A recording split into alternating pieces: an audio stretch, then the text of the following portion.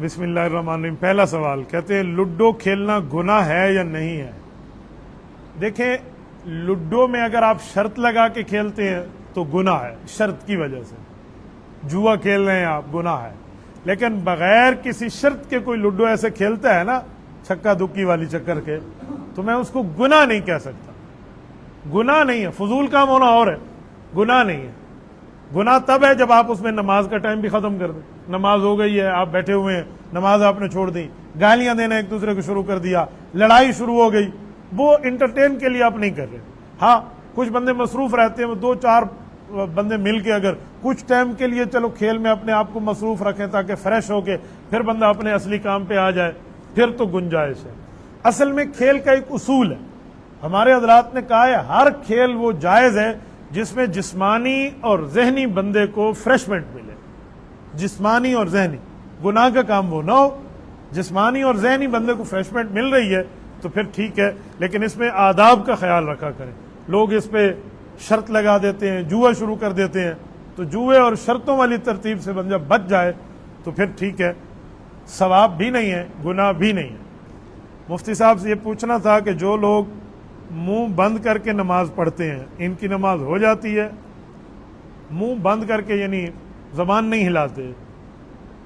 نہیں، جو بندہ زبان نہیں ہلاتا دل میں نماز پڑھتا ہے، اس کی نماز نہیں ہوتی۔ نماز پڑھنے کے لیے زبان کو حرکت دینا ضروری ہے، چاہے آپ اپنے دل میں ہی آواز سن رہے ہوں، اپنے کان میں سن رہے ہوں، لیکن زبان آپ کی حرکت میں آئے، اللہ اکبر کر کے آپ کا دل پڑھ رہا ہے تو کوئی نماز نہیں ہوئی۔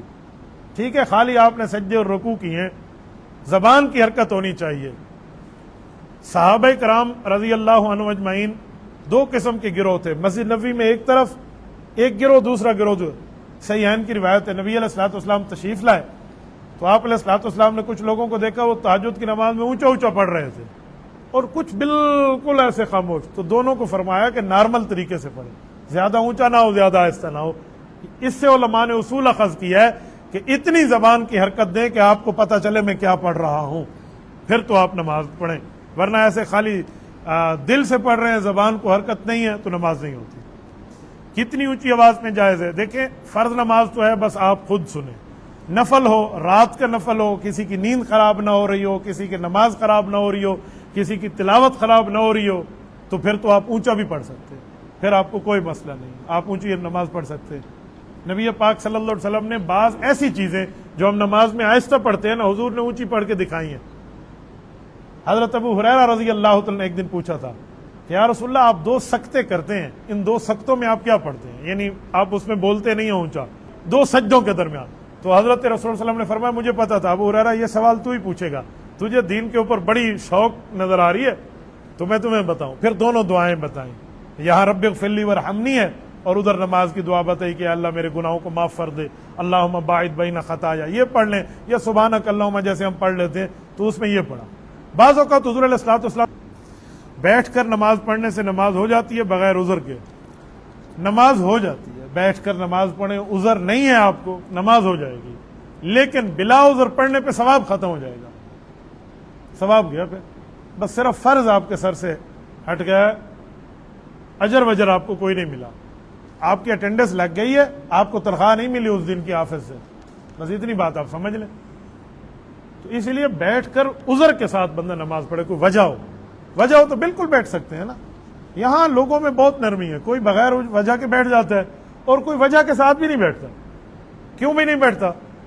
بیٹھ کر نماز پڑھنے کا ثواب آدھا ہے۔ تو میں نے کہا یار ایسا مسئلہ نہیں ہے، جو بندہ بیمار ہے اس کے لیے نماز کا ثواب پورا ہے۔ مفتی محمد تقی عثمانی دامت برکاتہم العالیہ کی مجلس میں نے ایک بات سنی تو وہ آپ کو سناتا ہوں۔ بیٹھ کر نماز پڑھنے کی بات آئی تو کسی نے کہا کہ حضرت بیٹھ کر نماز پڑھ رہا ہوں، کتنا گناہ گار ہوں، سجدے کی توفیق بھی اللہ نے کھینچ لی ہے۔ تو حضرت نے اس کو دیکھ کے کہا کہ بھائی آپ کو کس نے کہا کہ بیٹھ کر نماز پڑھنا عذر کے ساتھ جب بندہ پڑھے تو بندے گناہ ہوتا ہے؟ تو اس نے کہا حضرت گناہ نہیں ہے۔ کہ اللہ کے بندے، آپ اللہ جل شانہ سے یہ دعا کریں کہ اللہ جب تک آپ نے صحت کی نعمت دی تھی تو میں سجدہ کرتا تھا، آپ نے نعمت چھین لی ہے تو اب آپ کا حکم پورا کر رہا ہوں، آپ نعمت دے دیں گے پھر دوبارہ سجدہ کروں گا، تو اللہ سے شوق بڑھنے کی بات ہے۔ تو اس کو پھر تسلی ہو گئی۔ تو ایسے ہی ہے، حالات جب بندے پہ آ جائیں تو اس حالت کے مطابق ہی بندہ چلے۔ زیر ناف بال کاٹنے کی حد کیا ہے؟ کیا ان میں رانوں کے بال شامل ہیں یا نہیں؟ ران کے بال شامل نہیں ہیں، یہ لوگوں نے ویسے ہی بنائے ہوئے ہیں۔ زیر ناف کا معنی صرف زیر ناف ہے، جو بندے کی ناف کے نیچے بال ہیں وہ آپ کاٹ لیں۔ اس کے ساتھ آپ کی شرمگاہ کے ارد گرد کوئی ایسے بال ہیں جو پیشاب پخانے میں ملوث ہوتے ہیں تو ان کو آپ کاٹ سکتے ہیں، بس اس میں کوئی ران کے بال شامل نہیں ہیں، لوگوں نے ویسے ہی بنایا ہوا ہے۔ مفتی صاحب گزشتہ دنوں میں، یار آپ پھر شخصیات کا نام لے کر پوچھتے ہیں، پھر آپ مسئلہ کر دیتے ہیں۔ مولانا طاہر جمیل صاحب کی آڈیو کا ایک معاملہ چلا سوشل میڈیا پہ، انہوں نے ریونٹ کے بزرگوں سے ناراضگی کا اظہار کیا، سخت الفاظ دیے، بد دعائیں دی، آخر میں یہ بھی کہا کہ مجھ سے مولانا فضل الرحمان صاحب ناراض ہیں، ایسا ہو رہا ہے، مخالفین کو بہت زیادہ ہوا دی جا رہی ہے، آپ کی اس بارے میں کیا رائے ہے؟ بھائی میں تو ریونٹ کے ساتھ ہوں، ریونٹ جس کو بیان دے گا ہم اس کو سنیں گے، ریونٹ جس کو بیان نہیں دے گا ہم اس کی نہیں سنیں گے۔ میں کل بیٹھ کے کہہ دوں جی میرا بیان کرائیں، وہ کہ ریونٹ کی ترتیب نہیں ہے، کل میں ریونٹ کے خلاف شروع ہو جاؤں، نہ، میں تو ایسا نہیں، میں افراد کے معاملے کی بات نہیں کرتا، ہم ریونٹ کو جانتے ہیں، حضرت مولانا نذر الرحمان صاحب اجتماع کے بیانات طے کرتے ہیں، وہ فرما دیں گے جس کو اس کو بیان دیں گے، وہ نہیں فرمائیں گے بیان نہیں دیں گے، اللہ اللہ خیر صلی اللہ۔ میرے خیال میں اس میں مولانا طاہر جمیل صاحب کو دل چھوٹا نہیں کرنا چاہیے، ان کے بیانات تو لاکھوں کی تعداد میں دنیا سنتی ہے، اگر آپ کو ریونٹ بیان نہیں دے رہا کسی اختلاف کی وجہ پہ تو آپ اس سے ہٹ جائیں۔ میرے خیال میں اس طرح بد دعائیں اور پھر اپنی آڈیو خود لیک کر دینا یہ اچھا کام نہیں ہے۔ بہرحال اس لڑائی میں نے تو آج تک کوئی جملہ نہیں بولا تھا، آپ نے پھر سوال دے کر پوچھ لیا ہے تو نرم سی اتنی بات ہے، میں ریونٹ کے ساتھ ہوں، بزرگوں کے ساتھ ہوں، بزرگ جس کی طے کریں گے اس میں خیر۔ آپ کو نہیں پتا آج تک ہم نے مشورے میں یہی سیکھا ہے کہ مشورے میں جو طے ہو جائے اس میں کیا ہے، بولیے۔ تو مولانا طاہر جمیل صاحب کو بھی اس کا خیال کرنا چاہیے نا کہ جو مشورے میں طے ہو گیا، جب ریونٹ نے طے کیا کہ آپ کا بیان نہیں ہے تو پھر آپ یہ کیوں فرماتے ہیں کہ میرا بیان ہے؟ ہاں آپ ریونٹ سے طے کرا لیں، ہم سارے بیٹھ کے پھر آپ کا بیان سنیں گے۔ رہ گیا مولانا فضل الرحمان صاحب ناراض ہیں، وہ مولانا جانے اور وہ جانے، آپ نے کوئی باتیں کی ہوں گی تو مولانا ناراض ہے نا، ایسے تو کوئی بڑا کسی سے ناراض نہیں ہوتا۔ اب مولانا فضل الرحمان صاحب سے دنیا کے سارے شیخ الحدیث راضی ہیں، سارے پیران طریقت راضی ہیں، سارے علماء راضی ہیں، سارے مفتیان راضی ہیں، بڑے بڑے بزرگ ان کو دعائیں دیتے ہیں خانقاہوں میں، اور مولانا اگر کسی سے ناراض ہیں تو کوئی مذاق بات نہیں ہے۔ وہ کہتے ہیں نا دہلیز کو چوم کے چھوڑ دیا، دیکھا کہ یہ پتھر بھاری ہے، لاکھوں علماء کا امام ہے، امام کعبہ اس کے پیچھے نماز پڑھتا ہے، اگر مولانا ناراض ہیں تو پھر مولانا طاہر جمیل صاحب کو چاہیے مولانا کے پاس آئیں، بڑوں کے پاس پہنچیں، آ کر ان سے پوچھیں آپ مجھ سے کیوں ناراض ہیں۔ میں نے اپنے کانوں سے مولانا طاہر جمیل کی یہ بات سنی ہے، اپنے کانوں سے سنی ہے کہ مولانا فضل الرحمان بڑے ہیں، میں طارق جمیل چھوٹا ہوں، چھوٹوں سے غلطیاں ہوں گی، بڑے شفقت کریں گے۔ آج سے 15 سال پہلے کی بات سنا رہا ہوں، 15 سال پہلے حضرت مولانا فضل الرحمان مولانا یہ کہتے تھے طارق جمیل صاحب، تو اب بھی ان کو کہنا چاہیے، وہ بڑے ہیں، سب کے بڑے ہیں، تو آپ ان سے آ کر پوچھیں، اگر وہ ناراض ہیں آپ آئیں گے، امید ہے انشاءاللہ تعالیٰ اگر آپ نے عذر پیش کر دیا تو آپ کو معاف کریں گے، ایسا کچھ بھی نہیں۔ بہرحال کچھ اندر کی باتیں ہوتی ہیں جو میں نہیں کر سکتا، وہ بڑوں کی اپنی باتیں ہیں، جتنی بات آپ نے لکھی تھی اتنی بات میں نے آپ کو بتا دی ہے۔ مفتی صاحب ہم ظہر کی نماز پہلی رکعت سنت موقدہ پڑھ رہے ہیں اور بھولے میں ہم نے دوسری رکعت کے بعد سلام پھیر دیا، تو اب دوبارہ پڑھیں؟ اب جب سلام پھیر دیا آپ اٹھ گئے اس جگہ سے تو پھر تو آپ کو سمت تستانف الفریضہ پہلے ہی پڑھنا پڑے گا۔ مفتی صاحب محرم الحرام میں 9-10 محرم حرام کا روزہ رکھنا چاہیے یا نہیں؟ اگر رکھنا چاہیے تو کہاں سے ثابت ہے؟ حدیث پاک میں نبی علیہ الصلوۃ والسلام نے مدینہ میں پوچھا کہ 10 محرم الحرام کا یہودی بھی روزہ رکھ رہے ہیں، یہ تو ہم بھی رکھ رہے ہیں، کہ جی ہاں وہ بھی رکھ رہے ہیں، تو حضور علیہ الصلوۃ والسلام نے تو رکھا تھا، فرمایا اگلے سال اللہ پاک نے مجھے دنیا میں رکھا تو میں ایک روزہ اور بھی ملاؤں گا۔ تو اس لیے علماء نے اس حدیث کے تحت لکھا ہے کہ بہتر ہے، یہ سیاستہ کی روایت ہے کہ یا 9 اور 10 کا رکھ لیں یا 10 اور 11 کا رکھ لیں، اور کوئی بندہ نہیں رکھ سکتا بیچارہ ایک ہی رکھتا ہے، دوسرے دن اس کو کوئی مسئلہ ہو گیا تو کوئی گناہ بھی نہیں ہے، تو روزہ رکھا جا سکتا ہے، بہت اچھی بات ہے، اس کا ثواب ہے۔ مفتی صاحب مسجد میں ایک جگہ نماز کے لیے متعین کرنی چاہیے یا نہیں؟ یہ پوری مسجد میں نماز پڑھنی چاہیے۔ مسجد میں ایک جگہ نماز کے لیے امام کی متعین ہوتی ہے کہ امام ادھر ٹھہر کے نماز پڑھے گا، یا زیادہ سے زیادہ مکبر آج کل اپنی جا نماز رکھ کے پڑھ لیتے ہیں، باقی ایک جگہ مقرر نہ کریں، کر لیں تو گناہ نہیں ہے، لیکن مقرر نہ کریں، میں مشورہ دے رہا ہوں۔ اس کی وجہ جس جگہ آپ نماز پڑھیں گے وہ جگہ آپ کے ایمان کی گواہی دے گی، نماز کی گواہی دے گی، تو آپ کیا کہتے ہیں آپ کی ایک ہی جگہ گواہ ہو یا کئی گواہ ہونے چاہیے؟ تو گواہ کئی ہونی چاہیے. تو مسجد میں ہر جگہ اب دیکھیں نا, اب سنت کے لیے ہم جگہ سے ہٹ کے نماز پڑھتے ہیں, اس کی وجہ ہے کہ وہ گواہ ہو جاتی ہے. مفتی صاحب, محرم الحرام میں سے روزے پہ جانا چاہیے یا نہیں؟ دو چیزیں ہیں, یہاں ہر چیز بند ہو جاتی ہے, نوجوان گھروں میں بیٹھ جاتے ہیں, تو سروزے میں چلا جانا بہتر ہے یا نہیں؟ بہت بہتر ہے. آپ کبھی بھی سروزے پہ چاہیں تو آپ کے لیے بہت بہتر ہے, اچھی بات ہے. جب باہر کرفیو کو سامان لگا ہوا ہے, ہر چیز بند ہے, تو اس سے بہتر ہے آپ کہیں چلے جائیں. تو میں تو آپ کے سروزے کی تائید کرتا ہوں, اچھی بات ہے, بہتر ہے. مفتی صاحب, جو آدمی سفر کے لیے جائے, عشاء کی نماز آ جائے تو 3 وتر پڑھے گا یا نہیں؟ بھائی 3 وتر واجب ہیں, یہ سفر میں بھی پڑھے گا, گھر میں بھی پڑھے گا. 4 رکعت کی نماز 2 ہو جاتی ہے, وتر واجب ہے. یہ اگر قضا بھی ہو گئے تو دوبارہ لوٹانے پڑیں گے. مفتی صاحب, مجھے میری ماں کہتی ہے عمران خان کی رہائی کے لیے دعا کریں, تو میں کیا کروں؟ آپ دعا مانگا کریں, اے اللہ ہر اس شخص کو رہائی دے جو کرپشن میں ملوث نہیں ہے. یہ دعا مانگے, ممی کو کہو آمین کہے. اگر آپ کی امی آمین کہتی ہے تو اس کا مطلب ہے وہ اس سے مخلص ہے. اگر آپ کی ماں کہتی ہے پوتر ایویں دعا نہ مانگتا ماں آئی رول گو لیول, میں تو دعا کرتا ہوں اللہ ہر بے گناہ کو رہائی دے, اے اللہ ہر چوری نہ کرنے والے کو رہائی عطا فرما, ہر کرپٹ جو ہے اس کو بند رکھ, جو غیر کرپٹ ہے بیچارہ وہاں اندر پڑا ہوا ہے اور وہ کرپٹ نہیں ہے, اے اللہ اس کو رہائی دے. ہاں, اپنی امی کو کہو وہ وقت کہاں گیا جب اس نے یوں کر کے کہا تھا ایندا اے سی لہے ساں تے اوندا اے سی لہے ساں. پتہ نہیں لوگوں کی ماں دی ترتیب بھی بدلی پئی ہے. مفتی صاحب, بارش کے لیے جو لوگ اکٹھے ہوتے ہیں اور جماعت کرتے ہیں, یہ جماعت کرنا کیسا ہے؟ مسنون ہے, اسے نماز استسقاء کہتے ہیں. ٹھیک ہے, نماز استسقاء پڑھنی چاہیے. ایک شخص نے ہمیں فرمایا قیامت والے دن حساب کتاب کے بعد حضور پاک صلی اللہ علیہ وسلم شادی کریں گے اور اس شادی میں وہ لوگ شرکت کریں گے جن کی سنت کے مطابق داڑھی ہوگی. نبی علیہ الصلوۃ والسلام کی جنت میں شادی ہوگی, اتنی بات تو ٹھیک ہے. ہم نے علماء سے سنا ہے کہ حضرت رسول اللہ صلی اللہ علیہ وسلم کی جنت میں حضرت مریم سے شادی ہوگی, حضرت عیسیٰ کی والدہ سے. ٹھیک ہے, جنت میں حضرت آسیہ سے شادی ہوگی جو فرعون کی بیوی ہیں اور فرعون ان کے قریب نہ آ سکا. تو یہ شادیاں تو ہوں گی, اور شادی میں وہ شرکت کریں گے جن کی داڑھی ہوگی, اہل جنت شرکت کریں گے. تو جنت میں وہ جائے گا جو سنت میں عمل کرے گا. ہو سکتا ہے کسی نے توبہ کر لی ہو, تم ہر بندے کو اس میں گھسیڑ کے ایسے بیٹھ جاؤ, آدھی بات ٹھیک ہے اور آدھی میں بہت زیادہ سختی ہے. ٹھیک ہے, ہاں یہ ہے کہ داڑھی مبارک جس کی نہیں ہے, مجھے ایک اللہ والے نے ایک بات بتائی ہے, میں آپ کو نام بتا دیتا ہوں. حضرت مولانا امیر علی قریشی رحمۃ اللہ علیہ ایک بزرگ تھے, ڈی اے خان میں ہمارے بزرگ ان کو جانتے ہیں, ٹانک سے ان کا تعلق تھا. حضرت رحمہ اللہ مسجد نبوی میں روزہ رسول کے خادم رہے ہیں. وہ فرماتے تھے جو بندہ حضور کے روزے پہ سلام پڑھنے جاتا ہے, سنت کے مطابق عمل کر کے جاتا ہے, چہرہ بھی سنت کے مطابق, کام بھی سنت کے مطابق, تو حضور علیہ السلام کی توجہ پاتا ہے. اور جو ایسے نہیں جاتا اس کو نبی کی توجہ نہیں ملتی. اب آپ کہتے ہیں اس بزرگ نے کیسے کہہ دیا؟ روایات میں بعض جگہ آتا ہے کہ نبی پاک صلی اللہ علیہ وسلم کے پاس ایرانی بادشاہ جو تھا, یزدجر یا اس کا کوئی اولاد میں سے تھا, اس نے نبی پاک صلی اللہ علیہ وسلم کو جو خط لکھا تھا نا جس میں حضور علیہ السلام کی گستاخاں, پرویز وہ بادشاہ تھا. اس نے جو بندے بھیجے تھے ان 2 کارندوں کی داڑھی نہیں تھی, تو نبی علیہ السلام نے ان کی طرف چہرہ نہیں کیا تھا. تو اس وجہ سے تو ہو سکتا ہے.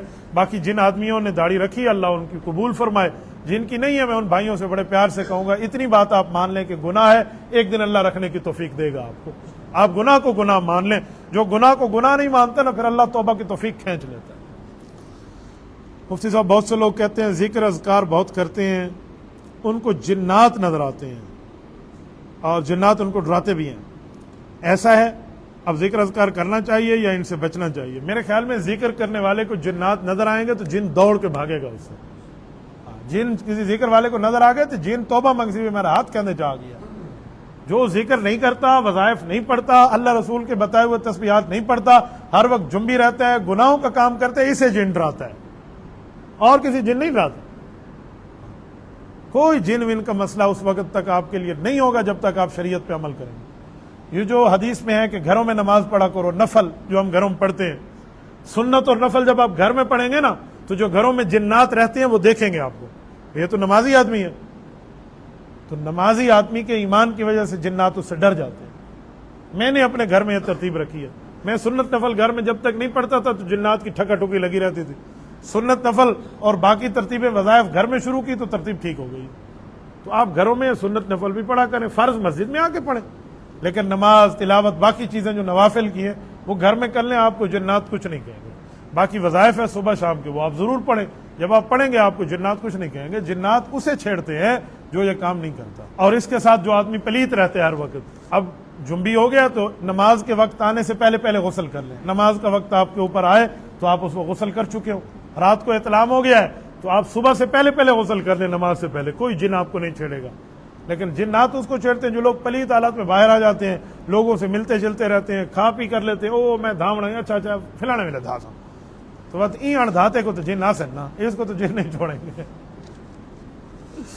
مفتی صاحب گناہ کبیرہ ہو جاتے ہیں، ہم روزمرہ کی زندگی میں کرتے ہیں، ہمیں پتہ بھی نہیں ہوتا، کیا کریں؟ گناہ کبیرہ کی توبہ ہے، گناہ صغیرہ تو کسی نیک عمل سے معاف ہو جائیں گے، گناہ کبیرہ کی توبہ ہے۔ تو توبہ یہ ہے کہ آپ کو سوتے وقت 5واں کلمہ پڑھ لینا چاہیے، 6واں کلمہ پڑھ لینا چاہیے، استغفر اللہ ربی من کل ذنب، اللہم انی اعوذ بک من ان اشرک، یہ جو کلمات ہیں یہ حدیث پاک سے ثابت ہیں، تو یہ آپ پڑھ لیں گے تو اس میں ہر اس گناہ کی توبہ ہے جو بندے نے جان بوجھ کے کی ہے یا بھول کے کی، تو بندہ یہ کر لیتا ہے۔ رات کو سوتے وقت مفتی تقی عثمانی سے فرماتے ہیں، ہمارے نانا جانتے، وہ جب رات کو بستر پہ آتے نا، سارے کام ختم، اب ہم نے سونا ہے، تو وہ زور زور سے 2-4 منٹ ایک جملہ کہتے ہیں، اللہ تیرا شکر ہے، تیری تعریف ہے، اللہم لک الحمد ولک الشکر، اللہم لک اتنا زور سے کہتے ہیں نا، پورے گھر کے بچے متوجہ ہو جاتے، وہ بھی کہتے ہیں ہم نے نانا جان سے بعد میں پوچھا تو انہوں نے فرمایا بیٹا 360 جوڑ ہیں، ہر جوڑ نے آج کے دن صحیح کام کیا ہے، تو ان کا شکر ادا کروں گا تو کل بھی صحیح کام کریں گے، کیونکہ اللہ نے فرمایا جتنا نعمت پہ شکر کرو گے نعمت پہ برکت ہو جائے گی۔ تو 360 دفعہ تو کہیں، 360 دفعہ نہیں، آپ 60 دفعہ بھی کہہ دیں، بڑی بات۔ تو رات کو سوتے وقت یہ کام کر لیں، ٹھیک ہے؟ جب سے یہ موبائل والی مصیبت آئی ہے نا، آج کل لوگ رات کو سوتے وقت دوسروں کا آخری آن لائن اور آف لائن اور لاسٹ ٹائم دے کے سوتے ہیں۔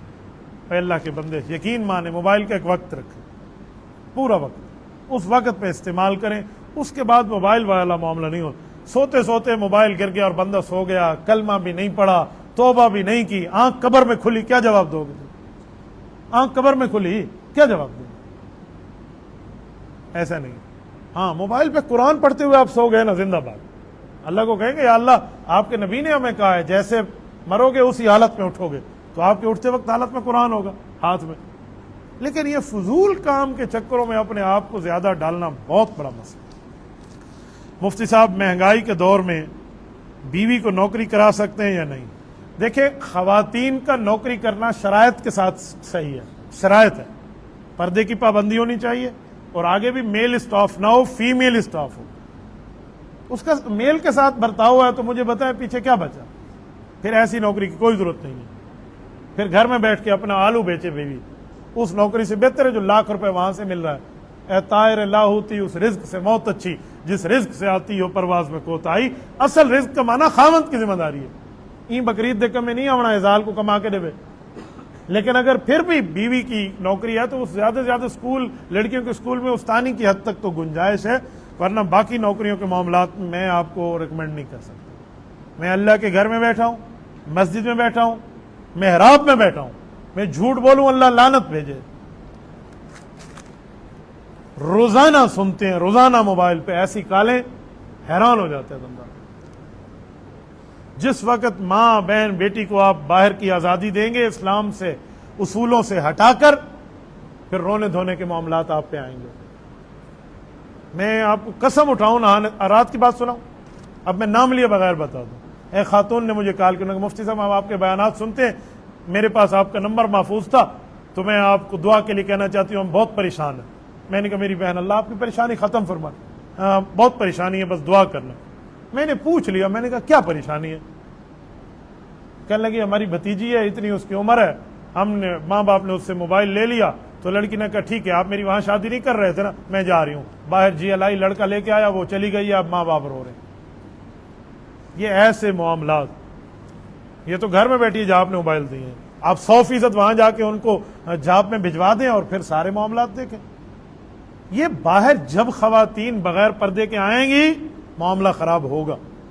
عطا اللہ شاہ بخاری رحمۃ اللہ علیہ بیٹھے تھے، ایک شخص نے آ کر کہا کہ حضرت مرد اور عورت دونوں پہیے ہیں، گاڑی کے دونوں پہیے ہیں، برابر جائیں گے، نہ کمتر ہے نہ حاوی ہے، عورت کا حق مساوی ہے. حالانکہ عورت کا حق مساوی نہیں ہے، مرد کا حق ڈبل ہے. وہ کہہ رہا تھا عورت کا حق مساوی ہے. تو حضرت بخاری نے فرمایا مرد اور عورت پہیے ضرور ہیں پر سائیکل کے، ایک آگے ایک پیچھے. تو اس نے کہا نہیں حضرت خواتین کو بھی باہر آنا چاہیے. حضرت نے کہا تو ایسے نہیں سمجھے گا. 2 آنے جیب سے نکالے اور کہا میرا ایک لیمو تو لے آؤ، لیمو کھانے کو جی کرتا ہے. اس نے کہا حضرت لیمو لے آتا ہوں، مسئلہ بتا دیں. کہا پہلے لیمو کھا لوں گا پھر مسئلہ بتاؤں. انہوں نے کہا ٹھیک ہے. نیچے گیا، آنے 2 آنے کے 1-2 لیمو خریدے اور لیمو آ کے دیا. حضرت نے چھری اٹھائی، لیمو کو بڑے انداز سے کاٹا، کاٹنے کے بعد 2 حصے کیا اور اس کے اوپر نمک چھڑکا. نمک چھڑک کے اسے مزے مزے سے چوسنے لگے. اب ظاہری بات ہے کسی کے سامنے لیمو آپ چوسیں تو دوسرے کے منہ میں پانی آنا یقینی ہے. وہ سی کر رہا ہے سامنے والا نا، وہ سمجھے ادھا میکوڈیسن. حضرت مولانا سارا کھا گئے اور وہ سی کر رہا ہے. لیمو جب پورا ہو گیا تو اس نے کہا حضرت مسئلہ. اس نے کہا 1 منٹ، ایک سوال کا جواب دے. پیسے کس کے تھے؟ کہا جی آپ کے تھے. کہا پیسے میرے، منگوایا لیمو میں نے، لیمو میرا، کاٹا میں نے، نمک میں نے لگایا، کھایا میں نے، تیرے منہ میں پانی کیوں آیا؟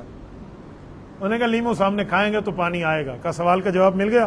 بے پردہ عورت کو باہر نکالو گے تو زنا کے دروازے کھلیں گے. انہوں نے کہا جی مجھے سمجھ آ گیا. آج بے پردگی عام ہے. میں تو بہت حیران ہوں. بے پردگی آج کل ایک اور بڑھ گئی، ڈیجیٹل بے پردگی آ گئی ہے. گھر کی بے پردگی تو چھوٹ گئی ہے. آج کل بیوی کو دکھاؤ اور پیسے کماؤ. آج کل یہ دیوسی آ گئی ہے. رسول اللہ صلی اللہ علیہ وسلم نے فرمایا دیوس کو جنت نہیں ملے گی. پوچھا گیا رسول اللہ دیوس کون ہے؟ فرمایا جو ماں بہن بیٹی بیوی کی کمائی کھاتا ہے. کمائی غلط کام کی کمائی. میں عام حلال تنخواہ کی بات نہیں کر رہا. یہ کیا چیز ہے؟ اور کیسے لعنتی معاشرے میں ہم پہنچ گئے ہیں یار. ایسے معاملے کو 100% تردید کریں، نہیں کریں گے تو وہ روایت ذہن میں رکھیں. جبرائیل امین نے کہا یا اللہ آپ مجھے عذاب کے لیے بھیج رہے ہیں، اس قوم پہ عذاب دوں، ساری قوم عذاب کے قابل ہے، لیکن وہ شخص روزانہ سر سجدے میں دن رات رکھ کے آپ سے مانگتا ہے، اس کو بھی عذاب دے دو، وہ اسی بستی میں رہتا ہے. اللہ نے فرمایا اسے سب سے اوپر رکھ کے عذاب دے، یہ نیچے جائے گا. کہا جی کیوں؟ فرمایا اسی لیے کہ کبھی بھی اس بندے نے برے کام پہ رد نہیں کیا. اس کے معاشرے میں ہو رہا ہے، اس کو صرف اپنی نیکیوں کی پڑی ہوئی ہے. تو میرے نبی پاک نے بات حضرت ام عائشہ کو سنائی اور پھر قرآن کے ہاتھ اترائی. فرمایا واتقوا فتنۃ لا تصیبن الذین ظلموا منکم خاصہ. لوگوں اس عذاب سے بچو جو صرف خاص لوگوں پر نہیں پھر سب پہ آ رہا. ایسے معاشرے میں ہم رہتے ہیں تو ایسے بندوں کو اس حرکت کو کنڈیم کرنا چاہیے اور بتانا چاہیے کہ آپ غلط کر رہے ہیں. مفتی صاحب ٹراؤزر شرٹ میں امامت کرا سکتے ہیں؟ نہیں. نماز پڑھانے والا اور کوئی نہیں ہے، ٹراؤزر شرٹ میں اور ٹراؤزر پہنے ہوا ہے یہ بندہ حافظ قرآن بھی ہے. حافظ نہیں ہے، یہ اللہ حافظ ہے. میں اس کو حافظ نہیں سمجھتا جس کا اسلام بھی جس کا لباس بھی اسلامی نہ ہو. یہ اللہ حافظ ہے بھائی. اللہ حافظ کے پیچھے نماز پڑھنے سے بچے. ایسے کو دفع ہو جا، علیحدہ نماز پڑھ لے. ٹراؤزروں میں بیٹھ کے لوگ نمازوں پڑھنے کی بات اب امام ٹراؤزر میں آ گیا. اور بتائیں، یہ تو وہی بےایمانی آ گئی ہے. ایک غیر ملک کی کارگزاری مجھے ایک جماعت کے دوست نے کہا کہ محراب کے اندر ایک چھوٹی سی الماری ہے. امام نماز کے وقت آتا ہے، داڑھی منڈا ہوتا ہے، وہ الماری کھولتے ہیں، ہینگر میں داڑھی لٹکی ہوتی ہے، وہ اٹھا کر یہاں لگاتے ہیں اور اللہ اکبر. یہ تو یہی بغیرتی آ گئی ہے. پھر میں ایسے کوئی امام بنا لوں؟ 1 رکعت کا نہ بناؤں، آپ 2 رکعت کے معاملات بنانے میں بیٹھے ہوئے ہیں. اسلامی لباس میں بندہ بیٹھے، یہ کوئی حافظ نہیں ہے بھائی، یہ سارے اللہ حافظ ہیں. کوئی ناراض ہوتے 10 دفعہ ہو جائے. میں نے یہ بات ٹھونک بجا کے ہر جگہ کہی ہے کہ کم از کم لباس تو اسلامی ہونا چاہیے. غیر اسلامی لباس، یہ ٹراؤزر والے جب سجدہ کر رہے ہوتے ہیں نا، آپ ذرا دیکھ لیا کریں کہ وہ ٹراؤزر ہٹ کے کہاں تک آیا ہوتا ہے. شرمگاہ ظاہر ہو چکی ہوتی ہے. آپ دوسروں کی نمازیں خراب کرتے ہیں، آپ کہتے ہیں آپ کی نماز ہو جائے گی. ایسا کچھ بھی نہیں ہے. امامت کے لیے ٹھیک طرح کے آپ کے لباس ہونے چاہیے. مفتی صاحب میں محمد عمر فاروق ہوں، من جانب ہوں، بات کر رہا ہوں. میں مرغی کا کاروبار کرتا ہوں. مرغی ذبح کرتے ہیں تو مرغی کو ذبح کر کے ڈرم کے اوپر ذبح کر دیتے ہیں، پھر ڈرم میں ڈال دیتے ہیں.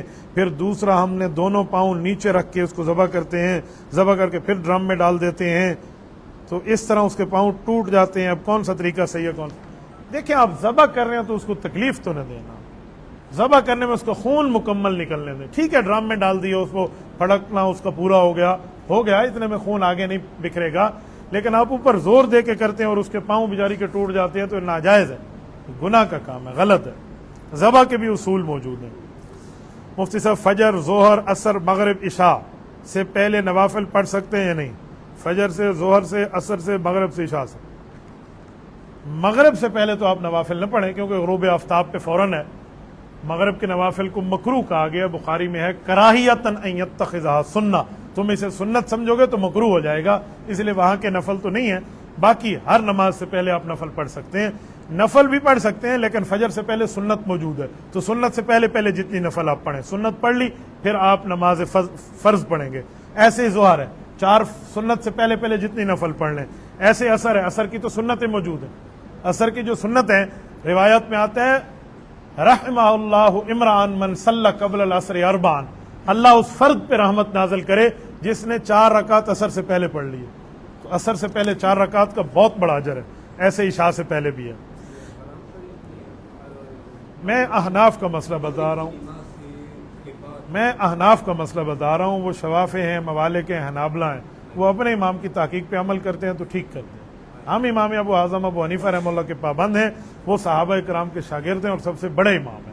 جب سب سے بڑے ڈاکٹر کی دوائی آ جائے تو چھوٹے ڈاکٹروں کی دوائی ہم چھوڑتے ہیں، تو سب سے بڑے امام کی تحقیق آ جائے تو چھوٹے اماموں کی تحقیق قربان کر دیں۔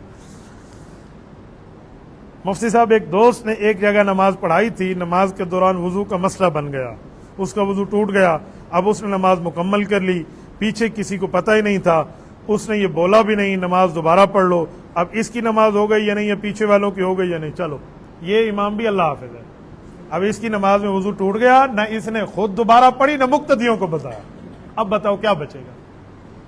اگر مقتدی جس تک اطلاع پہنچ جائے کہ امام کا وضو ٹوٹ گیا اس کو دوبارہ پڑھنی پڑے گی، اور جس مقتدی تک اطلاع نہیں گئی وہ تو نہیں پڑھے گا، اس کی نماز کا عذاب یہ بھگتے گا، یہ امام بھگتے گا، یہ غلط کر رہا ہے، اس کو بتانا چاہیے، بتا دے میں وضو نہیں رہا، کوئی خون نکل گیا ہے، دانے سے پانی نکل گیا، کوئی کام ہو گیا، وہ اپنی وجہ بتا کے اللہ اللہ خیر صلی اللہ، یا آپ کو کسی وجہ سے وجہ بتانے میں شرم آ رہی ہے تو کہہ دیں بھائی نماز نہیں ہوئی، آپ نماز دوبارہ پڑھ لیں، وجہ بتانا بھی ضروری نہیں ہے، اتنے بتانا تو ضروری ہے نا کہ نماز دوبارہ پڑھ لیں، جس نے یہ نماز پڑھائی ہے اس نے پھر نہ بتا کہ بہت بڑا غلط کام کیا۔ ائمہ کی بھی تربیت کرنی چاہیے، باقاعدہ ہماری فقہ کی کتاب میں ایک باب موجود ہے نور الاضاء کے اندر، باب زلت القاری، اس کا معنی ہے جو قاری صاحب نماز پڑھاتے ہیں اس کو پڑھانے کا اصول کیا ہے، امام نے کس وقت اللہ اکبر کہنا ہے۔ اس دن کی بات ہے، ایک امام نے یوں ہاتھ باندھے، یوں اللہ اکبر کرنے لگا، یوں ہاتھ اٹھائے اور ہاتھ باندھ لیے، ہاتھ باندھنے کے کچھ ٹائم بعد اس نے کہا اللہ اکبر، یہ کون سی تکبیر تحریم ہے؟ اللہ اکبر کی الف اور حمزہ یہاں سے شروع ہو جب آپ ہاتھ یہاں رکھے ہوئے ہیں، اور اکبر کی را اور رے ختم ہو اس وقت جب آپ ہاتھ باندھ رہے ہیں، بس سمع اللہ لمن حمدہ کی سین شروع ہو جس وقت آپ اٹھنے لگے ہیں، حامدہ کی ہو ختم ہو جب آپ اٹھ چکے ہیں، یہ ترتیب ہوتی ہے۔ بعض لوگوں کو میں نے دیکھا وہ کھڑے ہو جاتے ہیں کپڑے شپڑے میں سدھے کر کے تو پھر کہیں گے سمع اللہ لمن حمدہ، اب اس دوران جو بندہ رکوع میں ملا ہے وہ کہاں جائے گا؟ وہ تو سمجھے گا امام رکوع میں ہے، کیونکہ آپ نے تو سمع اللہ کی ان کو آواز نہیں دی، تو اس لیے ائمہ کی تربیت بھی ہونی چاہیے، تو ایسے امام کو امام نہ بنائیں جس کو پتہ ہی نہ ہو کہ نماز کے فرائض اور واجبات اور جماعت کے اصول کیا ہے۔ مفتی صاحب ایک شخص نے حضرت مولانا فضل الرحمان صاحب کے بارے میں ایک جملہ کہا کہ اگر مولانا فضل الرحمان وزیر اعظم بن گئے تو حضرت عمر کا قانون نافذ کر پائیں گے، اس چیز کے بارے میں دعویٰ کرتے ہیں، یہ دعوت توڑ دیں گے۔ دیکھو ملک پاکستان میں آئین موجود ہے اور اس آئین میں یہ چیز ہے کہ جس کے پاس 2/3 میجارٹی ہوگی وہ آئین میں ترمیم بھی کر پائے گا، اللہ کرے حضرت مولانا کو یہ موقع ملے، لیکن جب پورے ملک کے مسلمان مل کے مولانا کا تعاون کریں گے تب یہ دن آ سکتا ہے، ورنہ آج کل تو جنگل کاٹنے کے لیے مولانا کو چھری دے دیتے ہیں کہ جاؤ جنگل کاٹ لاؤ۔ تو سیاسی باتوں کو سیاسی اصولوں پہ سمجھا کریں۔ آج ہمارے یہاں ہم نالی کی بات کے اوپر ووٹ بیچ دیتے ہیں، ہم وہ قوم ہیں ایک نوکری کے اوپر اپنا ووٹ بیچ دیتے ہیں، جب آپ ایک شہادت کو ایک نوکری کے اوپر بیچ دیں گے تو پھر آپ مولانا سے امید رکھیں گے؟ میں تو بہت حیران ہوں یار، پچھلے کوئی 2005 سے میں عملی سیاست میں بیٹھا ہوں، آج کو 20 سال ہونے کو ہیں، جب بھی اسلام پہ کوئی حملہ ہو ملک میں، حکومتی سطح پہ کوئی غلط قانون پاس ہو تو سارے ہمیں یہ بات کہتے ہیں مولوی صاحب کتنا ہے، مولانا فضل الرحمان کہاں ہیں، اور جب ووٹ کی باری آتی ہے ایک کہتے ہیں میں اس کے ساتھ ہوں، دوسرا کہتے ہیں میں اس کے ساتھ ہوں، تیسرا کہتے ہیں میں اس کے ساتھ ہوں، چوتھا کہتے ہیں میں اپنے لیڈر کے ساتھ ہوں، اس وقت مولانا فضل الرحمان یاد نہیں ہوتے، تو پھر آپ برابر کے گناہ کے شریک ہیں۔ پھر آپ کے پاس طاقت تھی کہ آپ یہ طاقت صحیح جگہ استعمال کرتے، آپ نے نہیں کی تو پھر بھگتو۔ اب مولوی صاحب کہاں سے آ گیا؟ میں کل ایک صحافی کی بات سن رہا تھا، اس نے مجھے کہا کہ مولانا فضل الرحمان کے گھر میں تو بجلی ہے، ڈیرہ اسماعیل خان میں بجلی نہیں ہے، تو ڈی اے خان کی بجلی۔ میں نے کہا شرم کر، مولانا ڈی اے خان کے نمائندہ ہیں، تم نے تو مولانا کو ووٹ نہیں دیا، تم نے تو بیچ کے ووٹ کہیں دیا ہے، تم نے تو پیسے لیے ہیں، اور اب آپ کہتے ہو مولانا کے گھر میں بجلی ہے یا نہیں ہے۔ مولانا سے پوچھے تو پشین والا پوچھے جس نے مولانا کو ووٹ دیا ہے۔ ایسے خواہ مخواہ سے ایڑ میڑ میں کو بیچ گئے، خواہ مخواہ سے آپ اس کو ڈالنے میں بیٹھے ہوئے ہیں، وہ تو یہاں کے نمائندہ نہیں ہیں، جب ہوں گے پھر وہ جواب دہ بھی ہوں گے۔ مفتی صاحب پوچھنا یہ تھا کہ فرض نماز کے بعد سنتیں کیا فرض سے پہلے پڑھ سکتے ہیں؟ نہیں، یہ کیا مطلب؟ مفتی صاحب پوچھنا یہ تھا کہ فرض کے بعد والی سنتیں فرض سے پہلے پڑھ لیں، وہ یہ ضمانت قبل از گرفتاری، ہاں آپ پہلے کے چکر میں بیٹھے ہیں، جو بعد والی ہے وہ آپ نے بعد میں پڑھنی ہے، بعد والی بعد میں، پہلے والی پہلے، ہاں پہلے والی رہ گئی ہو تو ظہر والی وہ آپ فرض کے بعد پڑھ سکتے ہیں، یوں نہیں ہے کہ آپ بعد والی کو پہلے، اگر بعد والی آپ نے پہلے پڑھ لی تو وہ نفل بن گئی، باقی سنت آپ پہ لازم رہے گی۔ یاد رکھیں جو سنتیں چھوڑتا ہے سنت مؤکدہ اس کو حضور کی سفارش نصیب نہیں ہوگی۔ جو سنتیں ہم پڑھتے ہیں نا یہ نبی علیہ الصلوۃ والسلام کی سفارش لینے کے لیے، ٹھیک ہے۔ چلو یہ بھی وہی سوال ہو گیا۔ مفتی صاحب ایک سوال ہے، مشکات میں حدیث پاک ہے رسول اللہ صلی اللہ علیہ وسلم نے فرمایا جب گرمی شدید ہو جائے تو پھر نماز ظہر میں تاخیر کرو، ٹھیک ہے، آپ نے صحیح حدیث پڑھی ہے، اذا اشتد الحر، حدیث پاک میں ہے کہ جب گرمی سخت ہو جائے تو نماز ظہر کی تاخیر کی جاتی ہے۔ کون سا سوال ہے؟ دے دیں، وہ دیکھ کے مجھے بتا دیں گے۔ نماز ظہر گرمیوں میں تھوڑی لیٹ کر کے پڑھنا یہ سنت ہے، یہ حدیث مشکات میں بھی ہے، بخاری میں بھی ہے، بخاری میں پوری تفصیل ہے۔ حضرت بلال کہتے ہیں رضی اللہ عنہ کہ ہم سفر میں تھے، تو سفر میں نبی پاک صلی اللہ علیہ وسلم کے ساتھ تھے، تو ظہر کی وقت جیسے داخل ہوا، زوال کا وقت ہوا، کہتے ہیں میں اٹھا اذان دینے کے لیے، نبی علیہ السلام نے فرمایا ابرد ابرد یا بلال، ٹھنڈا ہونے دے موسم کو، کہتے میں بیٹھ گیا، پھر کچھ ٹائم گزرا اچھا بھلا، پھر میں اٹھا اذان دینے کے لیے، حضور نے فرمایا ابرد، ٹھنڈا ہونے دے موسم کو، کہتے پھر بیٹھ گیا، حتی رأینا فیء الطلول، کہتے اتنا وقت ہو گیا کہ جو پتھر پڑا تھا اس کا بھی سایہ ہو گیا، اتنا وقت ہو گیا، تو حضور نے فرمایا اب اذان دو اور نماز پڑھو۔ تو یہ نبی علیہ الصلوۃ والسلام نے اس وقت پہ جا کے نماز پڑھی ہے، غالباً 2:30-3 کا وقت میں آپ کو کہہ سکتا ہوں آج کے دور میں، تو اس وقت گرمی کی شدت تھوڑی ڈھلنے کی طرف آ جاتی ہے، تو یہ مسنون ہے، ایسا کریں تو بہت اچھا ہے، لیکن اگر کوئی ایسا نہیں کرتا ابتدائی وقت میں پڑھ لیتا تو نماز ہو جاتی ہے، ایسا مسئلہ نہیں ہے۔ مفتی صاحب ایک بزرگ عورت ہے اور وہ بیوہ ہے، اس کے 4 بھائی ہیں، بیوہ ہونے کے بعد بھائیوں نے ان میں سے ایک نے گھر میں رکھا ہے، اب اس کا کام یہ ہے کہ وہ سارے گھر کا سودا لاتی ہے، اس میں وہ اس طرح کرتی ہے، مثلا کوئی چیز 50 روپے کی ہو تو وہ 50 کی لاتی ہے، لیکن دکاندار سے رعایت کروا کے 50 والی چیز 40 پہ لے آتی ہے، تو اسے کہتی ہے پوری 50 میں لائی ہوں، 10 روپے اپنے جیب میں ڈالتی ہے۔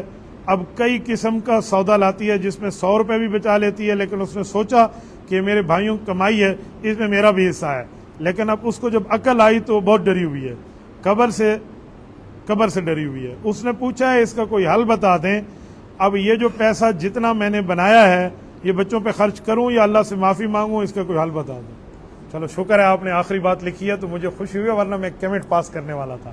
یہ بہن بھائی دونوں ایک دوسرے کو دھوکہ دینے کے چکر میں ہے، خدا کا بندہ جو بھائی ہے نا اس نے بہن کو نوکرانی بنانے کے لیے گھر میں رکھا ہے، میں نوکرانی ایسے لیے بیٹھ جائے تو جا گھر کا سارے سودا لے کے آ، یہ غلط کر رہا ہے، وہ بھائی کا کام ہے، تو بقرعید دیکھ میں نہیں آتا، آپ جا کے سودے لے کے آؤ، ٹھیک ہے، بہن کو بھیجنا ہے تو پھر اس کو تعاون بھی کرو، یہ تعاون نہیں کر رہے وہ اپنا ایسا خود نکال رہی ہے تو اس کو نکالنا نہیں چاہیے، کیوں؟ یہ امانت دار ہے، امینہ ہے، امین امانت دار ہوتے ہیں، خیانت کر رہی ہے، تو دونوں طرف سے ناجائز بات ہے۔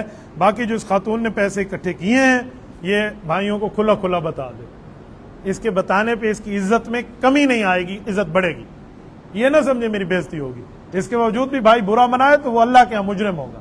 یہ بہن کھلا کھلا بتا دے، جتنے پیسے ہیں بھائی کو بتا دے، جس بھائی کے ہیں وہ سارے پیسے اس کو دے دے، یا اس سے معاف کرا لے اس کی مرضی کے مطابق، یہ چیزیں نہ لے کے معاف نہیں کراؤنا، ٹھیک ہے، اس کی مرضی کے مطابق معاف کرا لے، تب جا کر معاملہ بنے گا، پھر اللہ سے توبہ کرے۔ ایسا نہیں ہے کہ بچوں پہ خرچ کر دے اور معافی مانگ لے، خالی معافی سے بات نہیں بنے گی، یہ صرف غلطی نہیں ہے، یہ بلنڈر ہے، ٹھیک ہے، یہاں معافی بھی ہوگی، تلافی بھی ہوگی، تلافی پر معاف کرانا پڑے گا یا واپس کرنا پڑے گا اور معافی اللہ سے مانگیں گے، یہی اس کا حل ہے۔ مفتی سے پوچھنا یہ تھا کہ زیر ناف بالوں میں صاف کرتے وقت اگر کوئی بال رہ گیا، کوئی اکا دکا 2 4 5 10 رہ گئے تو کوئی مسئلہ نہیں ہے اللہ کے بندے، اس سے نماز ہو جائے گی۔